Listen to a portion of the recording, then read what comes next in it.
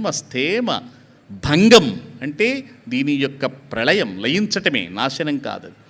ఈ మొదలైన లీలలన్నింటినీ కూడా, అంటే వీటన్నింటినే లీలగా, ఒక క్రీడగా, ఆత్మరతిరాత్మక్రీడ క్రియావానేష అని ఉపనిషత్తు. కాబట్టి ఇదొక క్రీడ ఆయనకి, ఇదొక ఆట. అటువంటి లీలలు కలిగినటువంటి వాడు తనని శరణాగతి కోరినటువంటి సమస్త జీవుల్ని కూడా, మానవులే కాదు జీవులందరినీ కూడా రక్షించటమే తన యొక్క వ్రతంగా కలిగినటువంటి వాడు.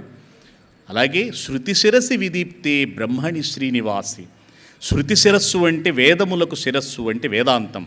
వేదాంత వాక్యాలన్నింటికీ కూడా ఆయన శిరోధార్యమైనటువంటి పరబ్రహ్మ స్వరూపం. అంటే ఏ బ్రహ్మతత్వాన్నైతే వేదాంత వాక్యాలు వర్ణించినాయో ఆ వేదాంత వాక్యాలకు ఆయన శిరస్థానీయుడైనటువంటి వాడు. అటువంటి ఆ పరమాత్మ అయినటువంటి శ్రీనివాసమూర్తి యందు నాకు నిత్యము కూడా భక్తిభావం కలుగుగాక అని శ్రీమద్ రామానుజాచార్యుల వారు ఆ వెంకటేశ్వర స్వామి వారిని స్తుతించిన శ్లోకంతో నేను నా ప్రసంగాన్ని ముగిస్తున్నాను. రామానుజాచార్యుల వారు మనందరినీ కూడా రక్షించాలని, ఆయన యొక్క అవతారమే ఒక పరమాద్భుతమైనటువంటి అవతారం అని అనేక విషయాలు ఉన్నాయి. కానీ అవి 3 రోజుల పాటు విస్తరిస్తూ అనేక మంది వక్తలు ఈ వేదిక మీద నుంచి వాటిని వివరిస్తారు. వాటి జోలికి నేను ఇంకా వెళ్ళలేదు. విన్న కొద్దీ అవి రోమాంచమయ్యేంత గొప్ప గొప్ప విశేషాలు ఆయన జీవితంలో ఉన్నాయి.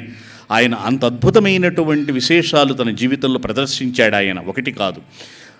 ఇవాళ కూడా అక్కయ్య గారు తమ యొక్క ప్రసంగాల్లో ఆయన యొక్క అద్భుతమైనటువంటి అవతార పారమ్యాన్ని, గొప్పతనాన్ని కూడా మనకి విశేషిస్తారు. నాకు ఈ అవకాశం కల్పించినటువంటి మా అక్కయ్య గారికి, అలాగే యాజమాన్యం, అలాగే మన దేవస్థాన పాలక మండలి పెద్దలు, మస్తానయ్య గారు, ఇతరులందరికీ కూడా నేను సవినయ సాధువాదాలు, ధన్యవాదాలు చేసి సెలవు తీసుకుంటున్నాను. స్వస్తి.